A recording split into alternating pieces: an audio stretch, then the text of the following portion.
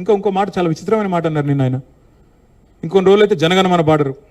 మాకు జనగణమన మాకు నేర్పించాల్సింది ఏం లేదు. దేశభక్తి గురించి మాకు పవన్ కళ్యాణ్ గారి దగ్గర పాఠాలు నేర్చుకోవాల్సిన అవసరం లేదు.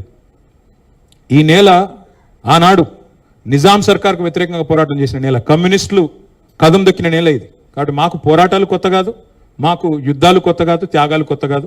మాకు వాటి గురించి జాతీయ భావన ఉంది. ఇక్కడ దేశాన్ని గౌరవించే సంస్కృతి ఉంది. We contribute to the nation. We are less than 3% of India, but we contribute to 5% of India's GDP.